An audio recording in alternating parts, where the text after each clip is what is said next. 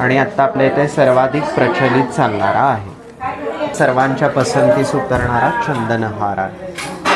हा साऊथ स्टाईलचा मँगो हार म्हणून प्रचलित आहे। कोयरी हाही सगळ्यांना आवडतो। मिळतात मॅचिंग बँगल्स मिळतात, त्याचे कडे येतात वेगवेगळे फॅन्सी कडे, असा हा नकाशा डिझाईनमध्ये आहे। आणि विशेषतः यातले जे मनी जे आहेत ते हिलिंग होतात, त्यामुळे ते खूप सर्वांना आवडतात।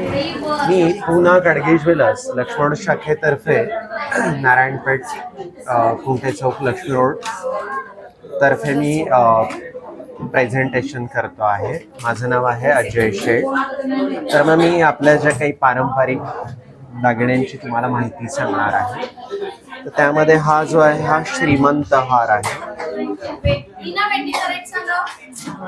हा जो एक आत्ता नवीन प्रचलित प्रकार आहे तोही जास्त प्रमाणात वापरला जातो। विशेषतः हा जो आहे हे चंदनपुरीचं कलेक्शन येतं, जी स्टार प्रभावळणीवर म्हाळसा आणि बानुबाईची जी मालिका लागायची झी मराठीवर, तर तिथला जो गड होता तर त्याचंच नाव चंदनहार ठेवण्यात आलेलं आहे, म्हणून याला चंदनहार म्हटलं जातं।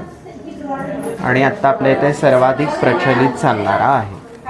त्यामुळे गळ्यालगतचा नेकलेस येतो, हार येतो, ह्याला विथ कानातलं येतात, चंदनहाराचे तोडे येतात, चंदनहाराच्या बँगल्स येतात, असा सर्वाधिक सण आहे। याचा विशेषतः वैशिष्ट्य म्हणजे हा कंबरपट्टा म्हणूनही वापरण्यात येतो। याचे पायलही केले जातात, सोन्याचे पैंजणही केले जातात। असा सर्वांच्या पसंतीस उतरणारा चंदनहार आहे।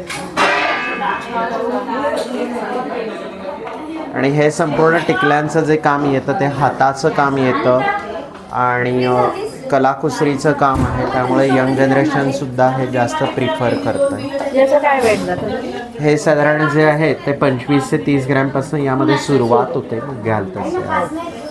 हा साऊथ स्टाईलचा मँगो हार म्हणून प्रचलित आहे, कोयरी डिझाईनचा कोयरी हार किंवा मँगो हार। याला कोईमतुरी या प्रकारातलं म्हटलं जातं। विशेषतः याचे तासकाम केलेलं असल्या कारणाने सर्वांच्या पसंतीस उतरणारा असा दागिना आहे। आणि हा गळ्यातला हार जसा म्हणून वापरला जातो तसा कंबरपट्टा म्हणूनही वापरण्यात येतो। मँगो हार किंवा कोयरी हार। सूर्यहार हा एक म्हणून नवीन प्रकार आलेला आहे, तोही सर्वाधिक चालतो। विशेषतः हे साऊथ स्टाईलचं काम असल्या कारणाने हाही सगळ्यांना आवडतो। असा सूर्य नेकलेस आहे किंवा सूर्यहार म्हणतात याला। सूर्याची जशी किरणं असतात तसा यामध्ये वापर केलेला आहे, त्यामुळे तो सगळ्यांना आवडतो आणि युनिफॉर्मची सध्या फॅशनही आहे। विशेषतः ह्याला कोईमतुरी या प्रकारातलं असल्या कारणाने, कोईमतूरचं काम असल्या कारणाने कोईमतुरी नेकलेस किंवा हारही असं म्हटलं जातं।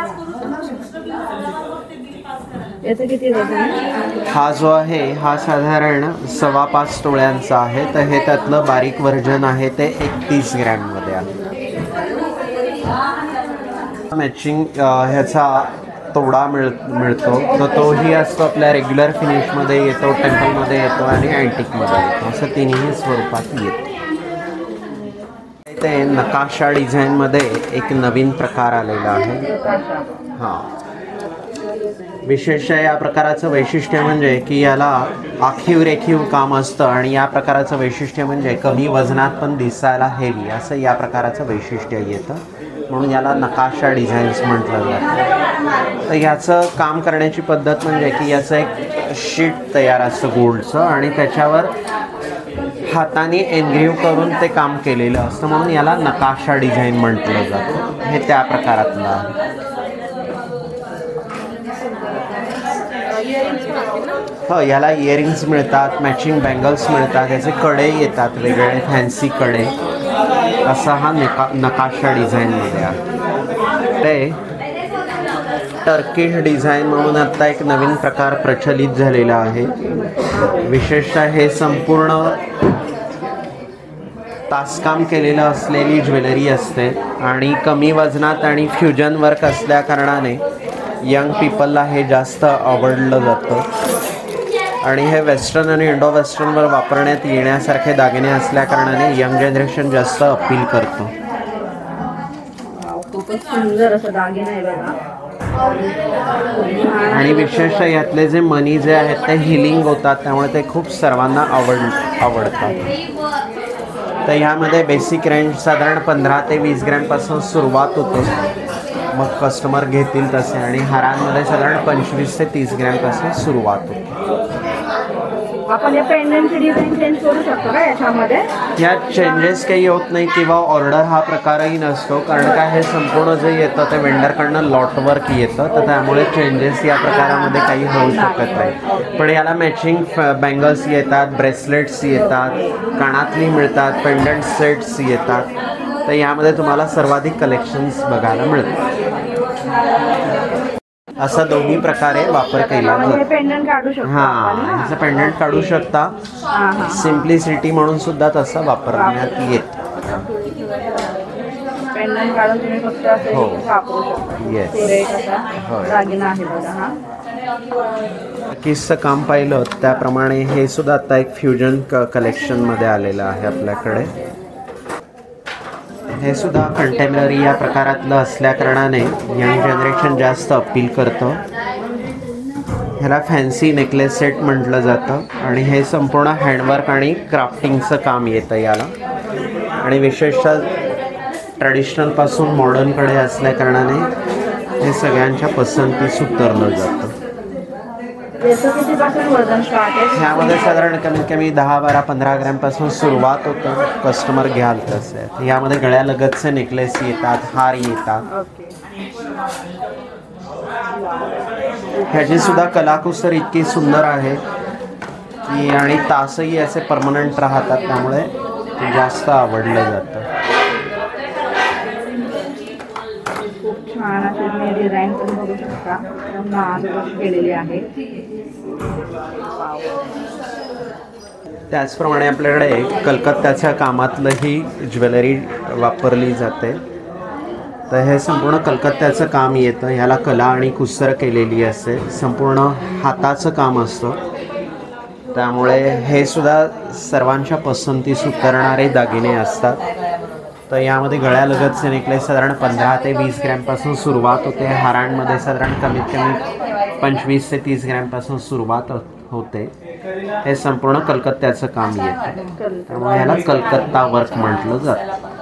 याच्यामध्ये आता सध्या मंगळसूत्र पण आले ना? हो, यामध्ये मंगळसूत्र येतात. नंतर यामध्ये फॅन्सी बँगल्स येतात, रसरव्याचे गोठ येतात, नंतर फॅन्सी कडे येतात. यामध्ये सगळी अशी कलकत्त्याच्या कामातली ही कलकत्ता ज्वेलरी आहे.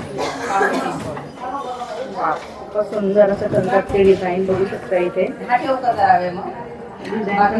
आणि विशेषतः की ह्याचं कामाची पद्धत म्हणजे की याचा एक वॅक्स तयार असतो, तर त्यावर बारीक बारीक टिकल्या ज्या डिझाईनच्या हव्या त्याप्रमाणे जोडून ह्याचं केलेलं काम असतं, म्हणून याला कलकत्ता वर्क म्हटलं. कला आणि कुसरीचं काम वजनाने अधिक येतं, पण दिसायला बारीक दिसतं, पण टिकायला नाजूक राहतं. असं ते कला. त्याला हिरा कंठीमाळ म्हटलं जातं. ह्याला अष्टकोणी मेऱ्यांची माळसुद्धा म्हटलं जातं आणि त्याचप्रमाणे कंठीमाळसुद्धा म्हटलं जातं. विशेषतः याला 8 एजेस असतात, म्हणून याला अष्टकोणी मण्यांची माळ किंवा हिराकंठी माळ किंवा कंठीमाळ अशा स्वरूपात म्हटलं जातं. ह्यासुद्धा आपल्या इथे सर्वाधिक चालणाऱ्या आहेत आणि विशेषतः बारीक मणी असल्याकारणाने कस्टमरला आवडते. हो, यामध्ये 1 पदरी 2 पदरी अशा दोन्ही स्वरूपात येतात. त्याचप्रमाणे ही जोंधळी माळ म्हटली जातं. ह्याला विशेषतः ज्वारीच्या आकाराचे बारीक आकाराचे दाणे असतात, म्हणून याला जोंधळी माळ म्हटलं जातं. ह्यामध्ये सुद्धा 1 पदर 2 पदर अशा स्वरूपात मिळतात.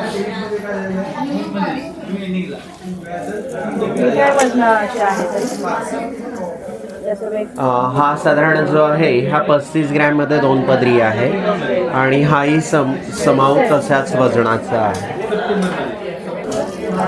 त्याचप्रमाणे ही भोपळ्याच्या आकाराची भोपळी माळ आहे. विशेषतः याला भोपळ्याचा आकार दिलेला आहे म्हणून याला भोपळी माळ म्हटलं जातं. तर यामध्ये सुद्धा आपल्या हाय फिनिशमध्ये येतं, टेम्पल फिनिशमध्ये येतं, अँटिक फिनिशमध्ये, अशा तीनही स्वरूपामध्ये येतं.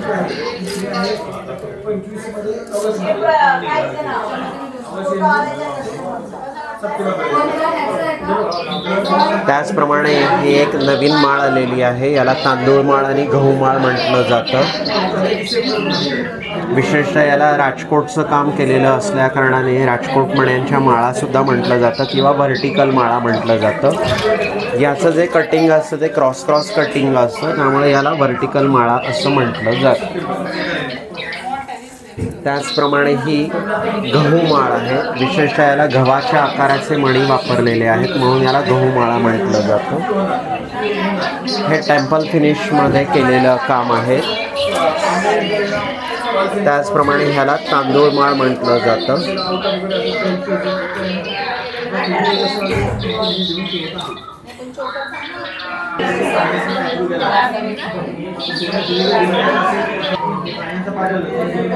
हा जो आहे हा तांदूळ माळेचा प्रकार आहे. हाही दिसायला छान दिसतो. विशेषतः याला तांदळाच्या आकारासारखे बारीक मणी असल्या कारणाने हाही सर्वांच्या पसंतीस उतरणारा तो तांदूळ माळेचा प्रकार आहे.